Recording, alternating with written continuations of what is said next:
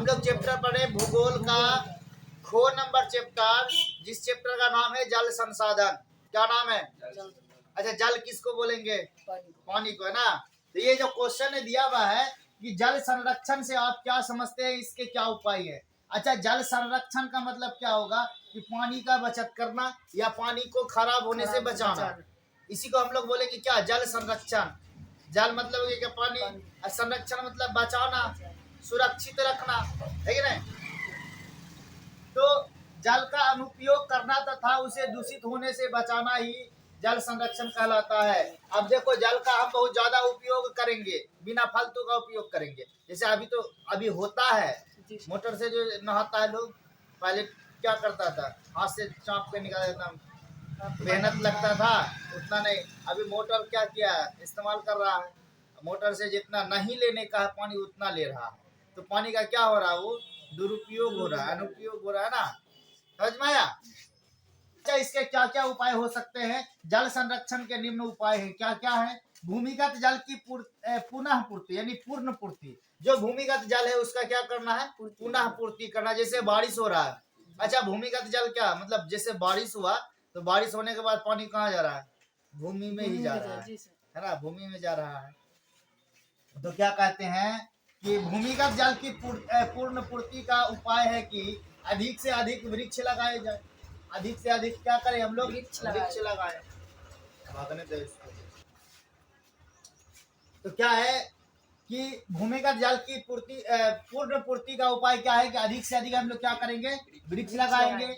और रासायनिक उर्वरक कम से कम उपयोग हो। जो हम लोग रासायनिक उर्वरक खेतों में उपयोग कर रहे हैं या जहां भी उपयोग कर रहे हैं, तो उसका कम से कम उपयोग करना है। अच्छा, रासायनिक उर्वरक किसको बोलेंगे बताओ तो, किसको बोलेंगे? खाद जो हम लोग खेत में देते हैं ना, तो उसको क्या बोलते हैं? अच्छा, खाद नहीं है वो, जो हम लोग खेत में देते हैं उसको क्या बोलेंगे, उर्वरक बोलेंगे। खाद नहीं होता है। खाद किसका होगा, गोबर वगैरह का होगा खाद, उस सबको हम लोग बोलेंगे खाद। और जो खेतों में देते हैं उसको बोलेंगे रासायनिक उर्वरक। क्या बोलेंगे? रासायनिक उर्वरक, जो खेतों के लिए बहुत क्या है, हानिकारक होता है, मिट्टी को उपजाऊ होने नहीं देता है ना। रासायनिक उर्वरक क्या करेंगे, कम से कम उपयोग करेंगे। गांव में तालाब खोदे जाए और उसकी गहराई अधिक हो। गांव में क्या करें, तालाब खोदे और उसकी गहराई क्या हो, अधिक हो। शहरों के पक्के मकानों के छत पर जल संचय किया जाए तथा नलों द्वारा वर्षा जल को भूमि के अंदर पहुंचा दिया जाए।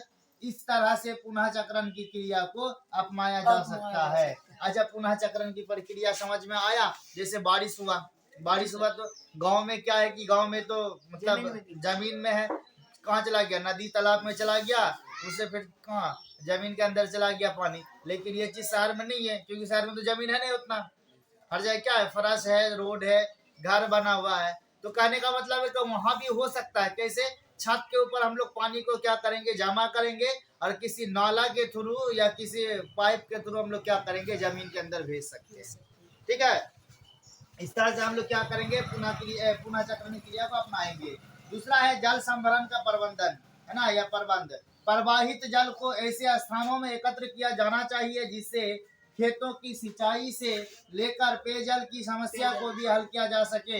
यही जल संभरण का प्रबंधक है। देखो, कहने का मतलब क्या है कि हम लोग जल को ऐसे जगह पे इकट्ठा करेंगे, ऐसे जगह पे एकत्र करेंगे जिससे क्या होगा कि खेतों की सिंचाई में भी काम आ जाएगा और पीने के लिए भी पानी क्या होगा, काम आ जाएगा। जहाँ पानी की कमी होती है तो वहाँ वर्षा जल को क्या कहता है, इकट्ठा करके रखा जाता है पीने के लिए। जैसे राजस्थान वगैरह में पानी क्या होता है, वहाँ तो रेत ही रेत है ना।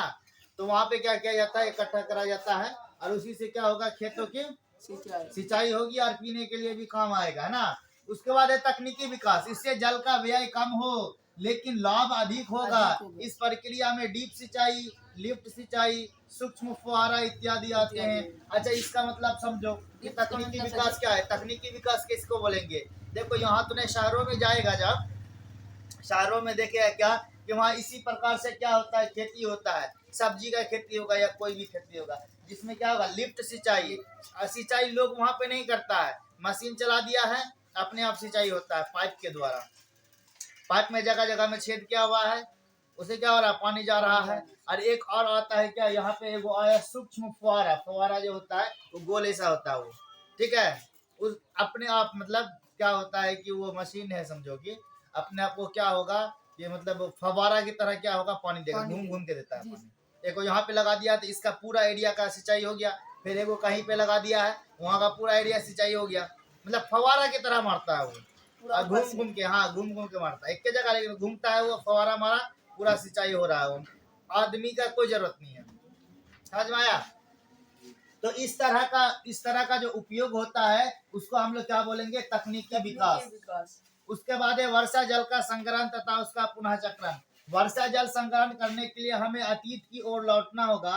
पहले क्या होता था देखो, स्थान विशेष के अनुसार वर्षा जल, भौम जल, नदी जल, नदी जल है ना, बाढ़ के जल, बाढ़ यहाँ पे 2 बार हो गया, बाढ़ के जल का उपयोग के तरीकों को हम लोग क्या करते थे, अपनाते थे। पर छत पर वर्षा जल का संग्रह किया जाता था, जल वाहिकाएं बनाई जाए और गहरे क्या तालाब तथा कुआं खोदा जाए, जिससे उसका मुंह क्या हो, ढका हो। बोले ना तालाब को हम लोग क्या करें, खोदेंगे, उसमें बारिश का जल को क्या करेंगे, भरेंगे, ताकि जल क्या हो, जमीन के अंदर चला जाए, है ना। जल ही जीवन है और जल को बचाना बहुत जरूरी है।